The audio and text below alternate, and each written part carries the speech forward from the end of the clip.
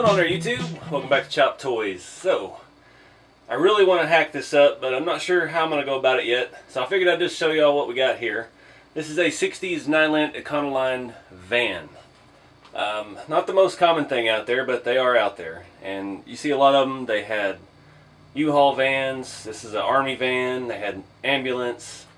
Quite a variety of things. And it's based off Ford Econoline pickup series vans. They're all they were designed to compete with Volkswagen. They got rear engine, or no, these didn't have rear engine, I'm sorry. They were designed to compete with the Volkswagen, though, the compact, versatile. These had a front engine. They usually had a straight six in them and stuff like that.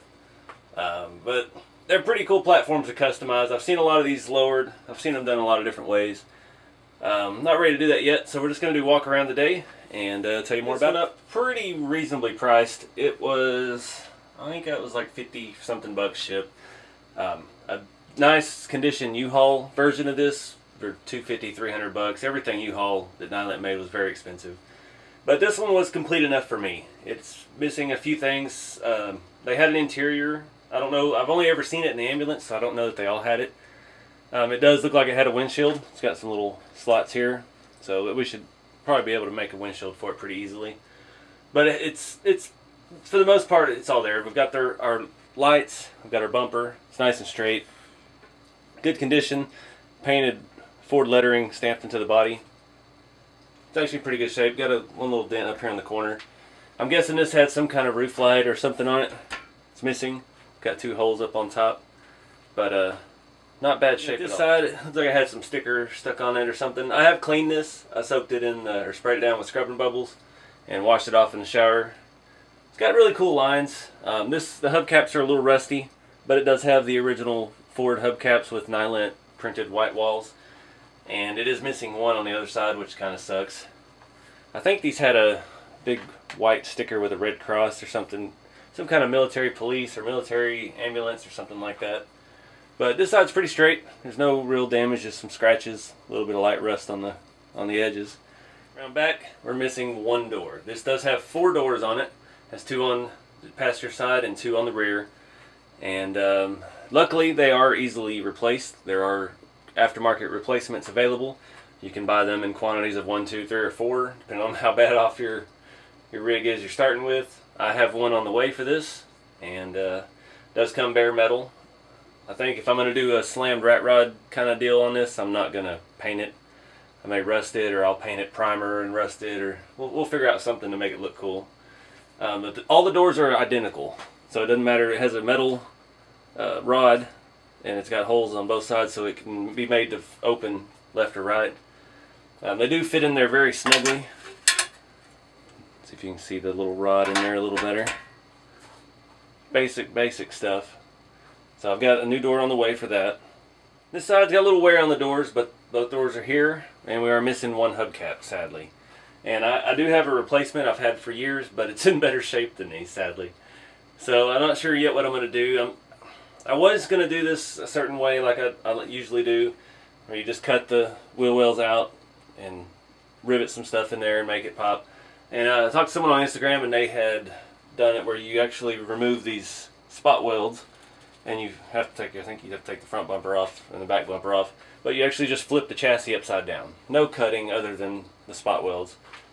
And you just flip it upside down, and I don't know how you hold it back in place without welding or something. I guess you just trust the front and rear rivets to hold it. But that way you don't have to cut all the tire wells, and you don't have to add stuff that wasn't already there, and it just slams it right on the ground.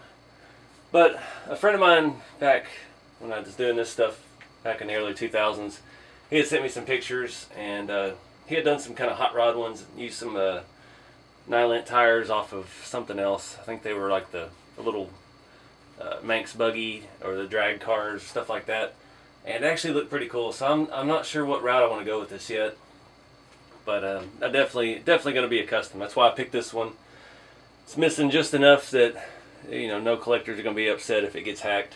But it's complete enough that I don't have to search for hard to find things. But let's take a look at the bottom. These doors do open. They are very snug as well. Got a little rust around the edges. The same exact door. side to side. It's just got the hinge on the opposite side. If I had to guess, I would say this is squished down a little bit from play. That's why the doors are so stiff. But now let's flip it over. You can see very basic construction. The got a little bend. This is bent in. The entire chassis is bent as well. It's kind of bowed down towards the rear. Somebody put a lot of pressure on the back of it while rolling it around. Made it buckle a little bit. So it may not be a bad idea to take the whole chassis off, but it's got a little trailer hitch. It's kind of squished on the back there.